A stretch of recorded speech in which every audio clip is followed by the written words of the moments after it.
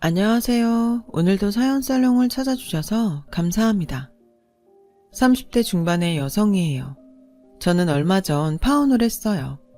오랜 시간 연애를 해온 탓에 당연히 결혼까지 갈 줄 알았는데 남녀 사이의 일은 모르는 거더라고요.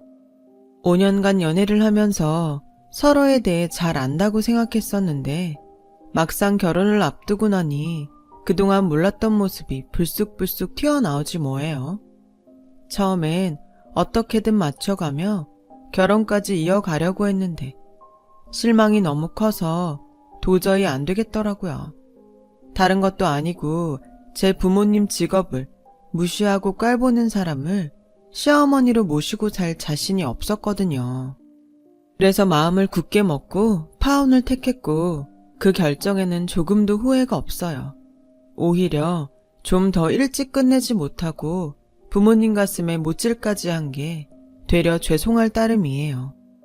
남친과 저는 직장 동료로 만나서 5년간 비밀 연애를 했어요. 회사에서 사내 연애를 금지하는 건 아니었지만 사람들 입에 오르내리는 게 싫어서 합의하에 그러기로 했죠. 제가 4살 연상에 입사도 빨랐지만 고졸이라서 명문대 출신인 남친보다 월급도 적고 직급도 낮았어요. 거기다 남친은 외모도 준수한 편이라서 여직원한테 인기가 많았어요. 처음엔 저런 사람이 저처럼 뭐 하나 내세울 것도 없는 사람이랑 왜 사귀는지 이해가 안 갔어요.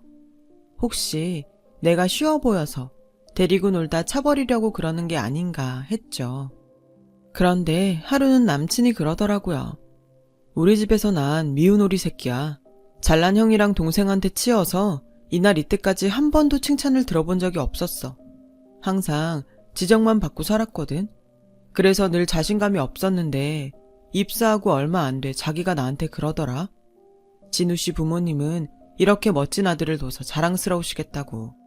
그 말을 듣는데 울컥했지 뭐야. 그동안 자격지심에 빠져서 사느라 내가 나를 업신여겨왔다는 걸 깨달았거든. 그때부터 변하기로 결심했어. 자기 아니었으면 꿈도 못 꿨을 거야.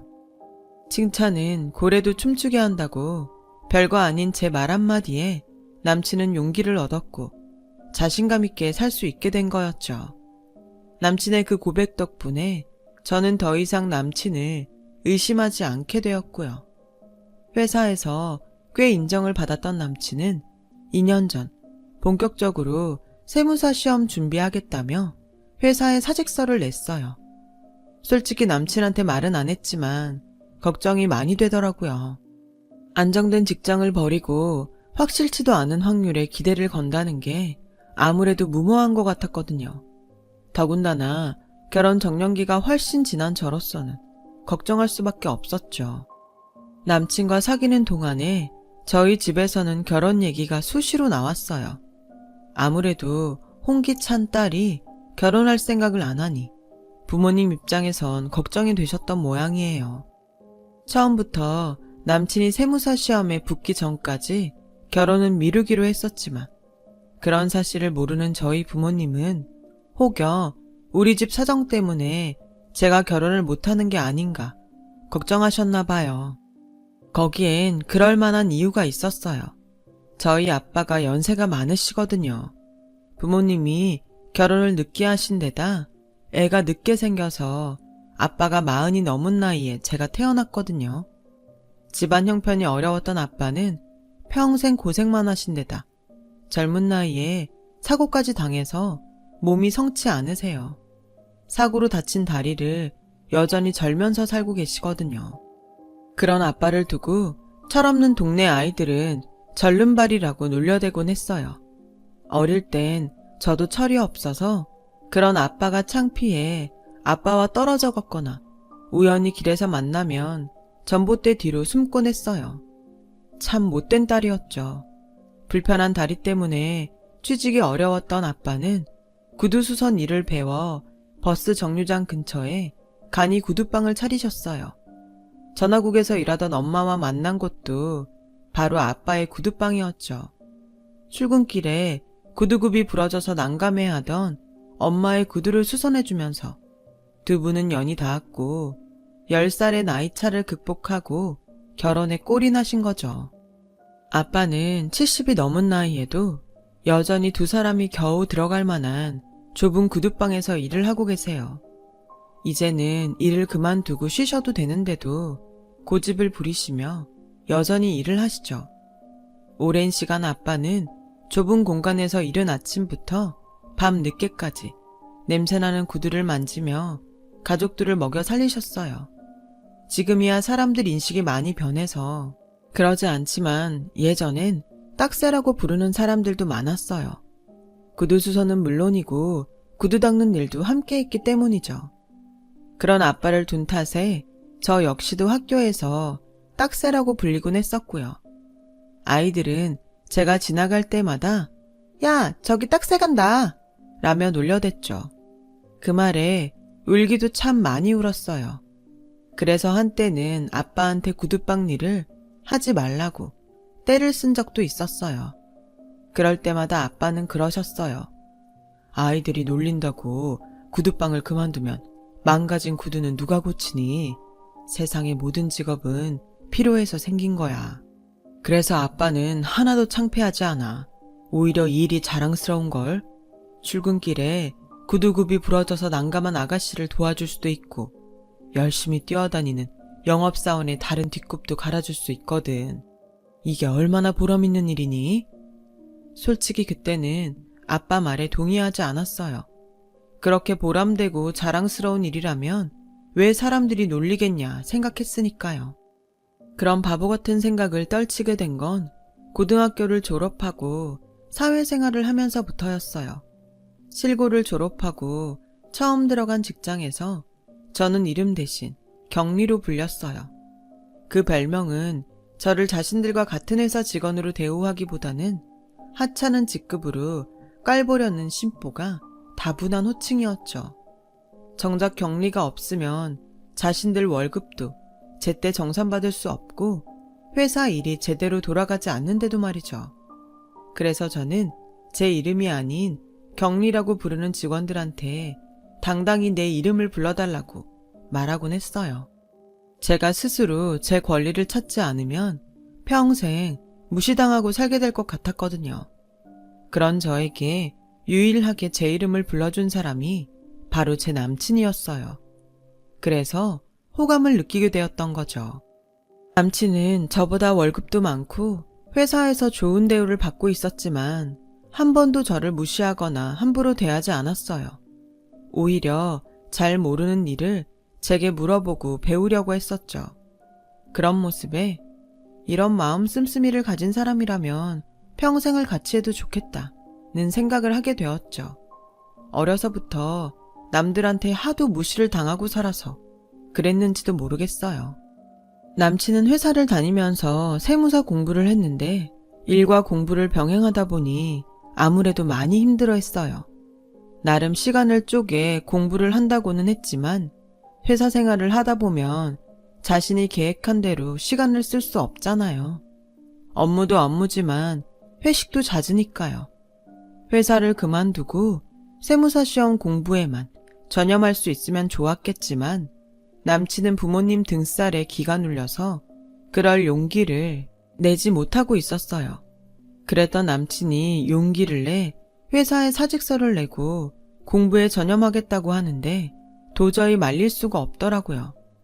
남친이 난생 처음 낸 용기기도 했고 유일하게 자신을 믿어주는 사람이 저라고 믿는 남친한테 배신감을 안겨줄 수는 없었거든요. 그래서 내가 뒷바라지를 할 테니 한번 해보라고 말해주었어요. 그런 저의 믿음 덕분에 남친은 힘내서 도전을 할 수 있었어요. 꿈을 버리지 않고 노력하는 남친을 보니 기특하고 대견하다는 생각이 들더군요.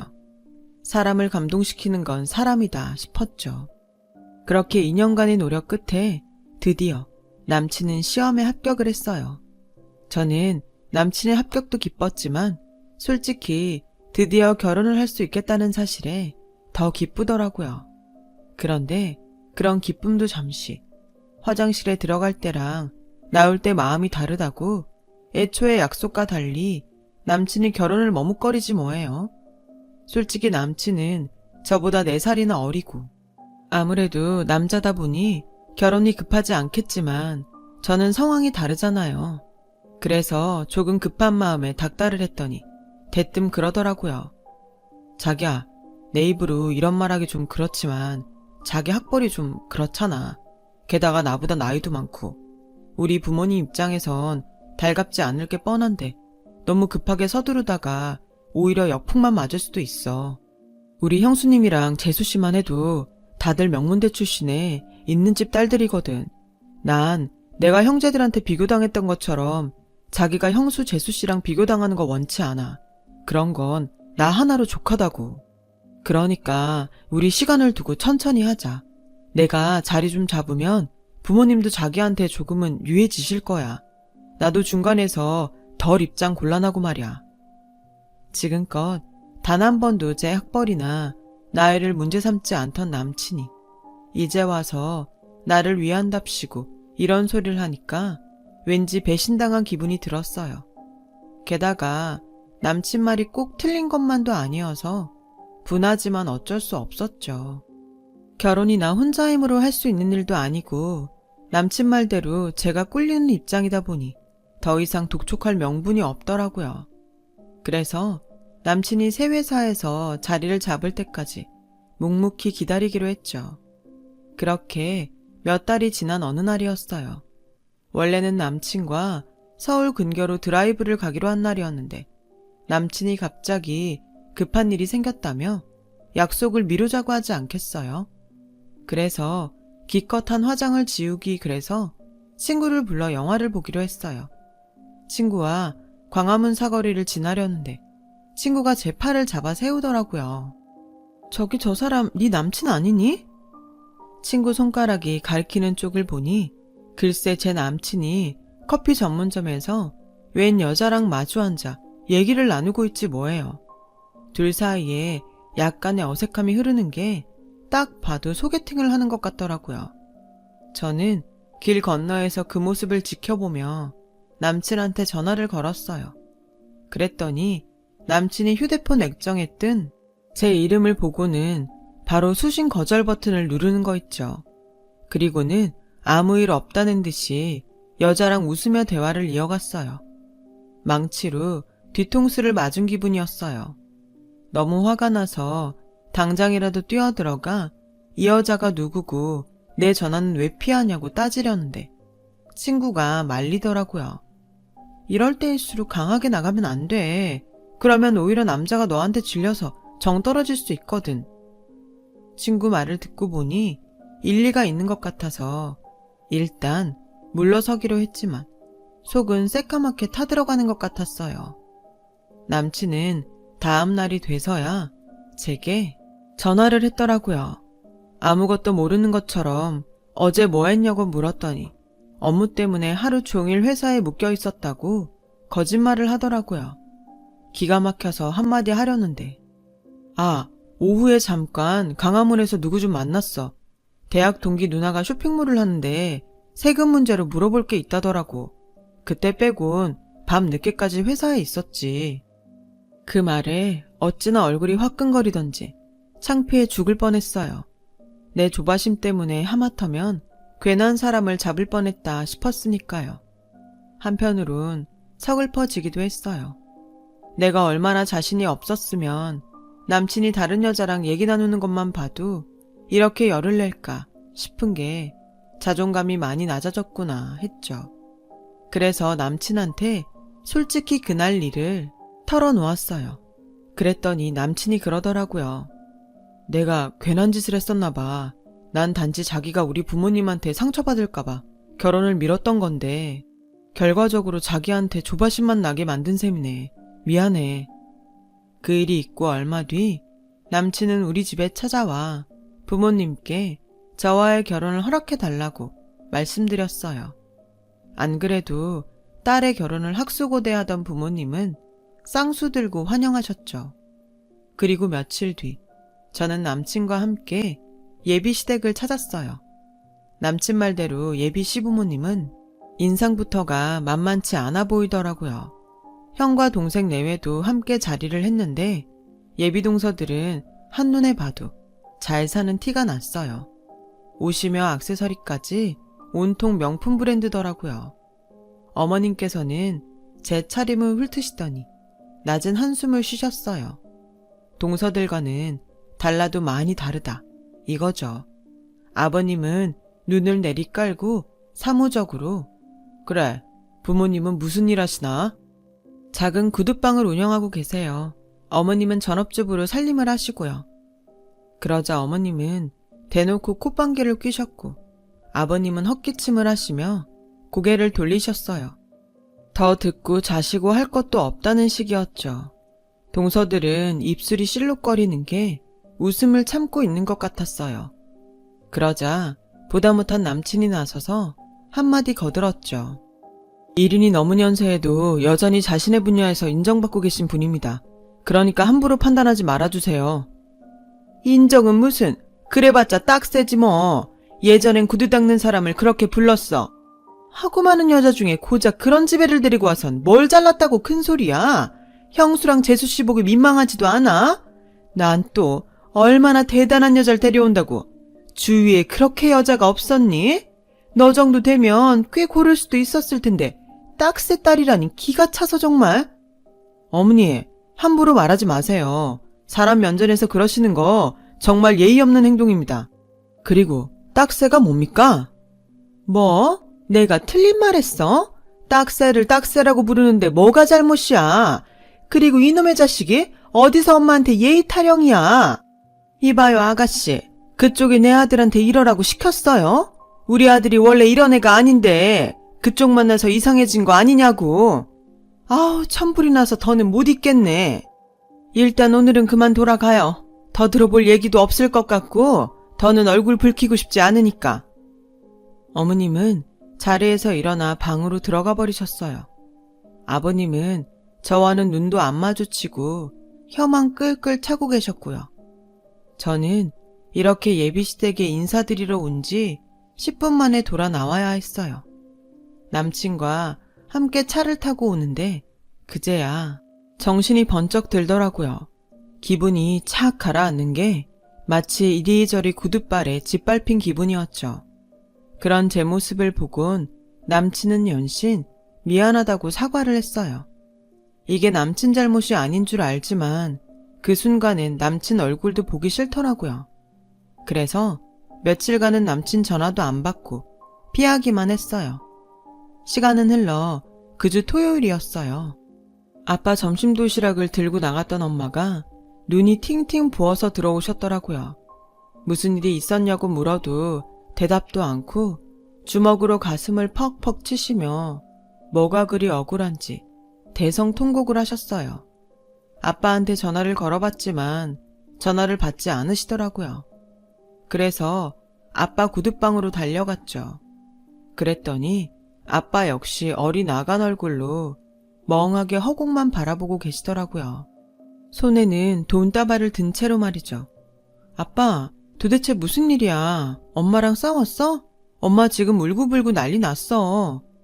그러자 아빠는 물끄러미 절 바라보시며 그러시더라고요. 영진아, 아빠가 유학 좀 보내주랴? 아니면 지금이라도 대학 갈래? 네가 원한다면 아빠가 뭐든 다 해줄게. 그러니까 말이다. 아빠가 부탁인데 그 집에 시집가는 거 말이다.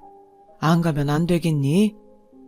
어렵게 그 말을 하시고는 눈시울을 붉히시는데 그제야 대충 무슨 일이 있었는지 알겠더라고요. 그러니까 아빠 손에 들린 돈다발이 막장 드라마에서 보던 그런 돈이었던 모양이었어요. 바들바들 떨리는 손으로 돈다발을 들고 있는 아빠를 보자 주르륵 눈물이 흐르고 말았죠. 그래서 아무 말도 못하고 아빠를 끌어안고 엉엉 울기만 했어요. 내가 뭐라고 평생 고생만 하신 내 부모한테 이런 꼴을 당하게 했나. 죄송하면서도 화가 났어요. 한참을 아빠 품에 안겨 울다가 집에 돌아와 엄마한테 자초지종을 들어보니 제 예상이 딱 맞더라고요. 이게 다 예비 시모짓이었어요. 엄마가 도시락을 들고 아빠 구둣방에 도착했을 땐 이미 예비시모가 아빠한테 모진 소리를 퍼붓고는 돈다발을 뿌리고 있는 중이었다고 했어요. 그 여자가 네 아빠 보고 거짓말도 못한 것들이라고 그러더라. 이거나 먹고 떨어지라며 네 아빠 얼굴에 돈다발을 뿌리는데 부하가 치밀어서 참을 수가 있어야지. 그래서 내가 그랬다. 이 결혼 내가 안 시킨다고. 이거사, 그러니까 잘 들어. 나 너 그 집에 시집 못 보낸다. 그래도 네가 기어이 이 결혼하겠다면 나도 너 다시는 안 봐. 엄마는 울먹이며 이불을 뒤집어 쓰고 자리에 누우셨어요. 그날 밤 저는 예비시모가 던진 돈다발을 들고 예비시댁에 찾아갔어요. 인터폰으로 얼굴을 확인한 예비시모는 할 말 없으니 돌아가라고 소리쳤죠. 여기서 말할게요. 저 이 결혼 안 해요. 돈다발 싸들고 와서 미친 짓 안 해도 아주머니랑 아저씨 인성 보고 진작에 결심했어요. 이런 막대먹은 인간들이랑 엮이기엔 내가 너무 아깝거든요. 그런데요, 그건 그거고 오늘 아주머니가 우리 아빠한테 한 짓은 확실하게 사과받아야겠어요. 아무리 무식해도 그렇지 어떻게 사람 얼굴에 돈다발을 뿌려요? 당신이 뭔데 우리 아빠를 모욕하냐고요. 3일 내로 와서 사과하지 않으면 당신 영업방해에 인격 모독죄로 고소할 테니 알아서 하세요. 아, 그리고 이 돈다발 당신이 한 대로 집 앞에 뿌리고 갈 테니까 나와서 줍든 버리든 그쪽 마음대로 하세요. 나중에 딴소리 하지 말고. 저는 대문에 돈다발을 뿌리고 왔어요. 그리고 남친한테 전화해 이날 일을 하나도 빠짐없이 전했어요. 제 얘기를 듣는 내내 소화기 너머에선 남친의 한숨소리가 연신 들려왔어요. 그리고 다음날 남친은 우리 집에 찾아와 저희 부모님께 자기 엄마를 대신해 정중히 사과를 했어요. 하지만 남친의 그런 노력에도 불구하고 우리는 이별을 하기로 했어요. 어쩔 수 없는 결과였죠. 결국 예비시모는 사과를 하러 오지 않았고 저는 예고대로 예비시모를 영업방해와 인격모독으로 고소했어요. 얼마 뒤 소장이 집에 도착했는지 예비시모가 전화를 했더라고요. 사람이 어찌나 한결같은지. 잘못은 자기가 저질러 놓고는 되려 저한테 고소 취하하라고 악담을 퍼부으며 사람 시켜 다 뒤집어주겠다는 둥 치졸한 협박까지 해댔어요. 아주머니, 이 통화는 녹취되고 있다는 사실 알려드리고요. 방금 협박죄 하나 추가되셨어요. 조만간 협박으로 소장 하나 더 보내드릴게요. 제발 바른 언어 생활 좀 하세요. 예비시모가 전화해 폭언을 할 때마다 저는 죄를 추가해 추가 소장을 보냈어요. 그렇게 소송이 이어지던 어느 날 생각지도 않은 곳에서 통쾌한 복수극이 벌어졌지 뭐예요. 원수는 외나무 다리에서 만난다고 글쎄 저희 아빠랑 예비시모가 은행 VIP룸에서 만난 거 있죠. 하루는 아빠 구둣방으로 오래전 군대 후임이 찾아왔는데 글쎄 그분 아들이 모 은행 지점장이었던 거예요. 후임은 저희 아빠를 아들네 은행으로 모시고 가 아들한테 인사를 시킨 거죠. 이분이 월남전 때 자신의 목숨을 구해준 분이라고 말이에요. 그동안 아빠가 다리를 다친 사고에 대해 얘기를 안 하셔서 몰랐는데 알고 보니 아빠가 월남전에 참전했다가 후임병을 구출하는 과정에서 총을 맞아 다리를 다쳤던 거더라고요. 그때 목숨을 건진 후임병은 한국에 돌아와 아빠의 행방을 찾았지만 아빠가 보훈청에 상위군 등록을 하지 않아서 그동안 연락처를 알 수 없었다더라고요. 그러다 최근에 아빠가 국가유공자 신청을 하면서 주소지를 알게 된 거죠. 백발이 성한 후임은 생명의 은인을 이제야 찾게 됐다며 아들과 함께 저희 아빠한테 큰 절을 올렸고 마침 은행에 대출 상담을 하러 왔던 시모가 될 뻔했던 사람이 문틈으로 그 광경을 보게 된 거예요. 당장 대출이 막혀 곤란한 상황이던 예비시모는 꼬랑지를 확 내린 채 저희 아빠를 붙잡고 사정을 했다더라고요. 사돈, 일전의 일은 잘못했습니다. 이렇게 사과드릴 테니 제발 한 번만 도와주세요. 저 이번에 대출 안 되면 길바닥에 나앉게 돼요. 제가 평생 댁에 따님 아끼고 잘 보살필 테니 은행장한테 말 좀 잘해주세요. 네? 얼마나 급했던지 손을 달달 떨면서요. 이보세요. 내가 왜 그쪽 사돈입니까? 우리 딸 그 집에 시집 안 보낸다고 분명히 말씀드렸을 텐데요. 그리고 내가 은행 대출에 관여할 자격도 없거니와 당신 같은 인간을 돕는 일이라면 그게 무슨 일이든 할 생각이 없습니다. 그러니 이 손 놓으세요. 예비 시모는 뿌리치고 가는 아빠의 바짓가랑이를 잡으며 통사정을 했고 결국 은행 직원들 손에 이끌려 쫓겨났다고 하더라고요. 시어머니는 시아버지 몰래 투자한 기획부동산이 잘못되는 바람에 크게 사기를 당하게 되었고 남편 몰래 큰 돈이 필요했던 모양이더라고요.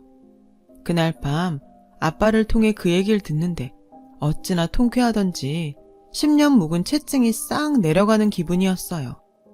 얼마 전 아빠는 구두방을 그만두셨어요. 연세도 있으시고 상위 용사라서 연금도 받게 되셔서 생활도 안정되었거든요.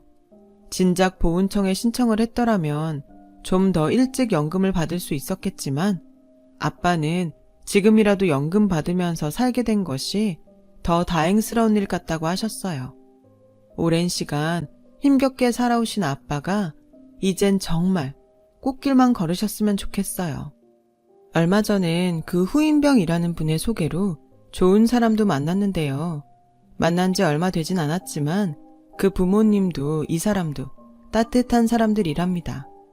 저희 부모님들처럼 마음 따뜻하게 세상을 살아가 보려 합니다. 들어주신 분들 감사해요. 건강 잘 챙기시고 꽃길만 걸으세요. 여러분, 사연 댓글에 응원과 현명한 조언 부탁드려요. 좋아요와 구독은 저에게 큰 힘이 됩니다. 오늘도 좋은 일 가득하세요.